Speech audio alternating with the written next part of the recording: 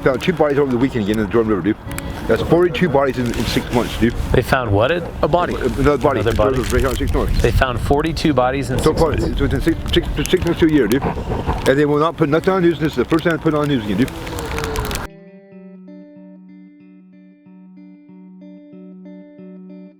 Kind of like asked them, it's like, do you have a good like grip on how many bodies have turned up in the Jordan River to the police? And you know, they essentially told me that like no, you know, like they said like, well, you know, we could find those records. You'd have to like request like every like they wouldn't tell me. They wouldn't call me back. The report, cops. Yeah. So it's not, you know, like I understand that like maybe they don't have an exact amount, but you do kind of think that like if you're like a homicide detective, like this is some like a data point you would be tracking and going, oh, another body in the Jordan River, you know. Yeah. And you're I don't know. Very It's possible they are, and they're just not sharing it. You know, that is something law enforcement does. You know, they don't want to like talk about investigations, but it did not seem clear to me that they had a ready grasp on how many bodies they found. And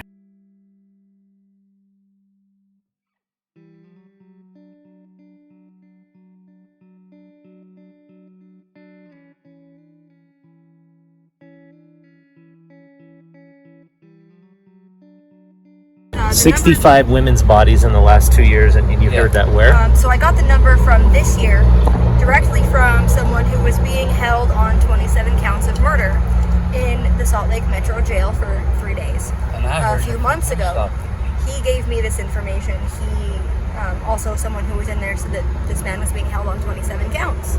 Well, then there were 2 more bodies recovered, so he was released.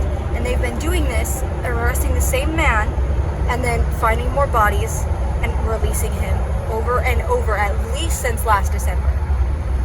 And they're not actively doing anything. Recovered, and they're just not arresting anybody.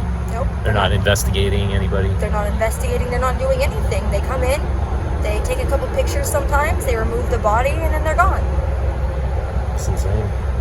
Wendy Garvin with Unsheltered Utah like provided me email correspondence she had with the police at one point. You know, she was with a camp where there was a guy and he was like kind of going crazy and like threatening people with an axe and stuff, and she reached out to the police and said, hey, everybody here is on board with providing testimony, and like they want you to come pick this guy up. He's a danger. And it just ball just got dropped. They never followed up on it. Like, really? Like, you know, you understand a sense, you know, from police thinking like, well, they're never going to talk to me, so what's the point? But here was a situation where you had an intermediary, an advocate saying, look, I know all these people and they want your help. Yeah. And they did not get the help. That's unbelievable. Did you follow up after you said you saw that email exchange, why the police dropped the ball on that? I did ask them for a response on that, and they didn't respond. Just no response. No.